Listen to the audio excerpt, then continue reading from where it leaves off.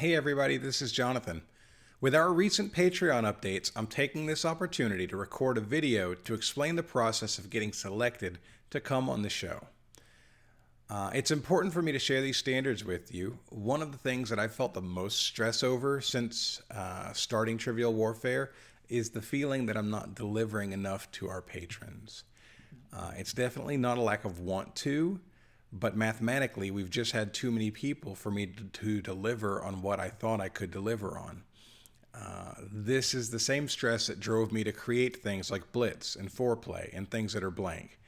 I wanted to have the opportunity for people to get to come on our shows and experience the fun of playing our games as much as possible, knowing that it was going to be hard to get everyone on to Trivial Warfare proper. So I'm using our current Patreon updates to eliminate the stated number of times per year goals that we've had in place since the beginning.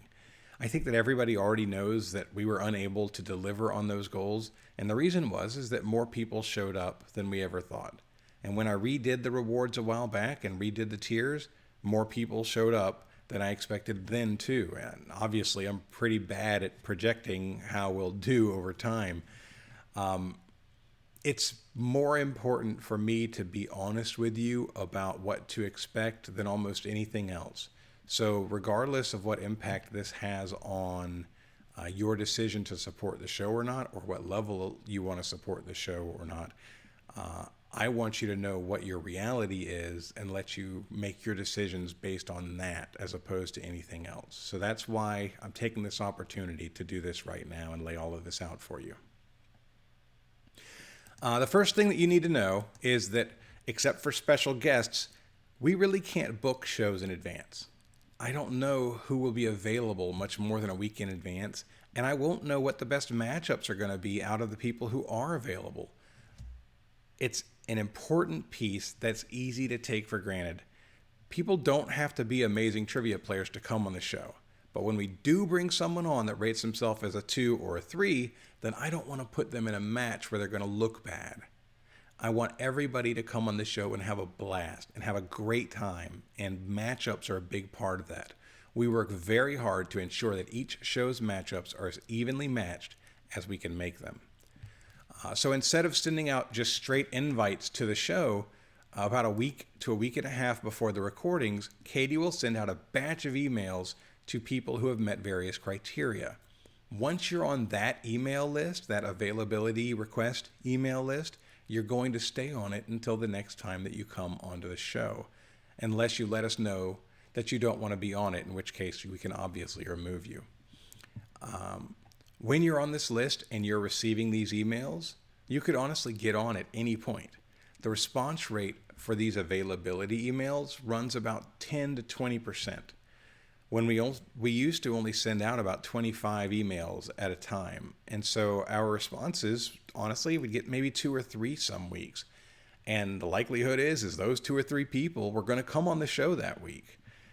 We've expanded the number of emails that we send out to more than 50 recently.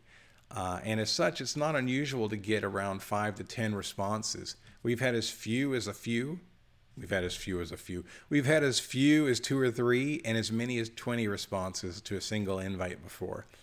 In any case, if you respond as being available to that email, your odds of coming on the show go way up. So let's talk about how we decide those matches for people who respond to the emails, because just because you respond as available doesn't mean you automatically come on. Now we need to see if it makes sense from a matchup perspective. Over on the side of the screen there, you see a list of factors. So I want to walk through what these really mean, okay? Length of time since the last appearance. We prioritize people who have waited longer, particularly if that's weighted with being a higher tier. The pressure ramps up really quickly when somebody at a higher tier has been waiting a long time. Your tier is the next highest priority, right? So we prioritize higher tier people. If a colonel at $50 a month has been waiting 6 months to come on, then they're typically going to be prioritized over a major at $15 a month who's been waiting 1 year. However, a major that's been waiting 18 or 24 months would get a bump, and they might be prioritized over that same kernel, even though they've paid less exact money. There's no hard and fast rule here. For me, I want to get both the 18-month major and the 6-month kernel on pretty badly. And if I can't bring them both on that week because they're not available or the matchup doesn't work, then they're going to stay on the list and they're going to get another chance to come on so that we can find the right matchup for them. Stated skill level is a big deal. So skill level comes into play when we're considering matchups. When we are sending the emails out, we use me as the baseline for how good you are at trivia. That's because most people have an idea of how good they think I am based on listening to the show. So we ask, if you think Jonathan is a 7 out of 10 on a 1 to 10 scale, where would you rate yourself? It doesn't matter if you really think I'm a 5 out of 10 or if I'm a 10 out of 10. What only matters is if you thought I was a 7, where do you fit on that scale? If you rate yourself as a 7 or an 8, it's not very likely that you're going to be on Jonathan's team. You're probably going to go against him. So, for example, let's say Carmela is hosting and Ben and Jonathan are the players. If we pair up a 7 with Ben, who considers himself to be a 3 or a 4, then that means we need to look for a player who's roughly a 3 or a 4 to put on Jonathan's team to go against Ben and that other player. Each week we work through those numbers and do our best to have the most even matchups possible, because that leads to a more competitive and entertaining game for everybody.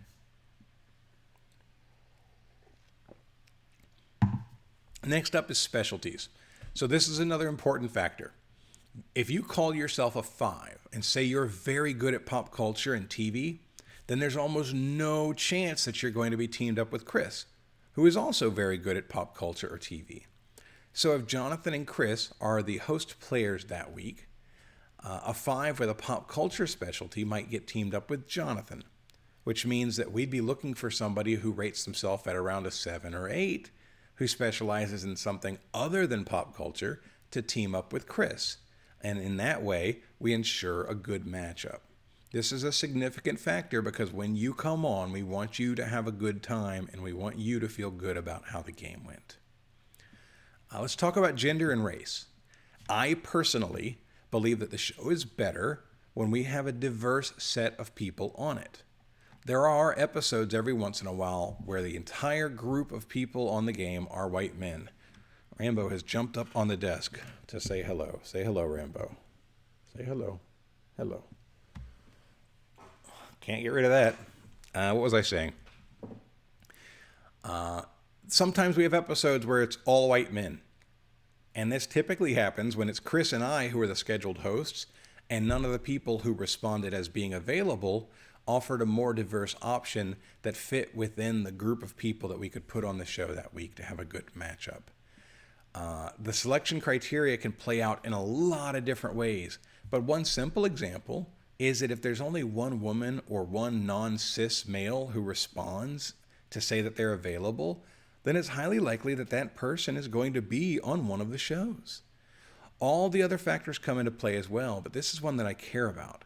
Simply put, if you're a patron who identifies as something other than a white cis dude, then Katie and I are hoping you'll respond to the invite. And don't get me wrong, I love our white cis dude patrons.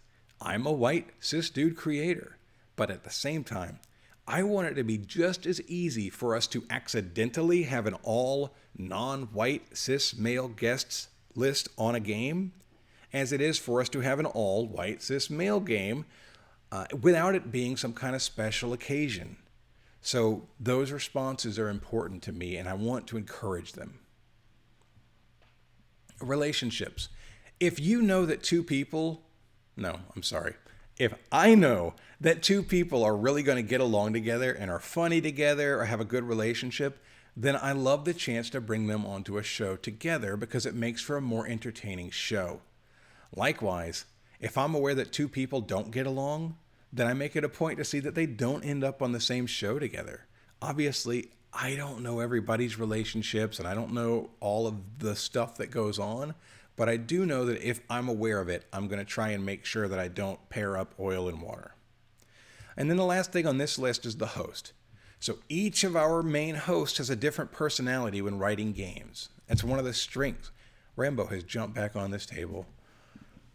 He doesn't want to leave either. So for example, I have a reputation for writing harder games. When we know I'm going to host, we do our best to bring people onto that game who rate themselves at a higher level. This way, it's a good match between the players and the host. I made a player decision recently when Chris was the host because the available person was strong in pop culture. We rearranged things to make sure that that pop culture person was on the game that Chris hosted rather than the game that I hosted because we felt like it would be a better fit for what they were good at. And it turned out to be a great move. That fit together really well and everybody had a good time. So each week, when Katie and I review all of the available players, we whip all these factors together into a blender and we do our best to come up with the best matchups we can while being as fair as possible to everyone who's looking forward to coming on the show. All right, now it's time for the second half of this video. I want to talk to you about what your tier expectations should be for getting on that availability list, because it's really the big thing is getting on the list, and then once you're there, your availability determines how quickly you'll be able to come on most of the time. I'll flip my page here. Here we go. So these statements could change if we have significant tier shifting or growth, but as of right now and in the recent past, these have been true, and these are going to be the standards that Katie uses moving forward when generating the availability request email list. Our $10 patrons don't find themselves getting added to the list regularly. They get added around the 2-year mark. There are times when we need a lot of options quickly, and I'll open that up to everybody. In fact, recently I just had one where I posted on the Facebook group, and if a captain had been the first person to respond when I needed a player, they would have absolutely jumped the line and been on right then and there. They're eligible for that. There's also times when I see someone who's been super active in the Facebook group or has done other noteworthy things to contribute to the TW community, right? If you're adding value to the community, if you're making things fun for people, if you're an awesome person, then that's one way to get bumped. I'm motivated to bring people on that I know are awesome. And most of you are awesome, but you get the point. Our $15 patrons get added to the invite list when they've been a patron at that level for at least a year, and their most recent appearance was over a year ago. So it's essentially a 12-month rolling window for our $15 patrons to be added back to the list. Our $25 patrons get added to the invite list when they've been at that tier for 6 months, and their most recent appearance was at least 6 months ago. So essentially, it's a rolling 6 months for them. For the $50 patrons, it's a rolling 4 months. They get on the list after 4 months, and they get added back to the list after 4 months that they haven't been on the show. For our generals at the $100 tier, they're added to the invite list when they've been at the tier for 2 months and are added back on a rolling 2-month cycle. The rules that I just stated will go into effect at the point that this video is published. And for some of you, it will lead to an increase in email almost to the point that you may feel like you're getting spammed. If you wish to not receive these emails at any time, or you don't want us to invite you to come on the show, just let me know, let Katie know, and we'll make the appropriate changes so you don't get those emails anymore. My email address is jonathan@trivialwarfare.com. Katie's email address is katie@trivialwarfare.com. Send us an email and we'll take care of that. Now, obviously, I can't just keep bringing generals and colonels on back month after month after month, so that's only people that get on, right? We intentionally work to make sure that each tier is cycling appropriately. However, our generals and colonels have a significant amount of clout, and if you are one of those people at that range and you feel like you haven't been on in a while and would love another appearance, I encourage you to reach out to me, talk to me, and let's make it work with your schedule and my schedule to bring you on. I want you all to be happy, obviously. For everyone else, I can't say it enough. The number one way to get on the show faster without changing tiers is to accept every invite that you get. The best ability in some cases is availability. The number 2 way to get on the show faster is to engage with the community. The best kind of pressure is the pressure that I feel to get you on because I've come to know that you're an awesome person. That's it. That's all the details. I really hope that's helpful to you. I know that it's going to be helpful for me to have that structure in place, and Katie is going to use exactly what I just said to generate those lists every week. Thanks for watching this video. I hope to see you on the show soon.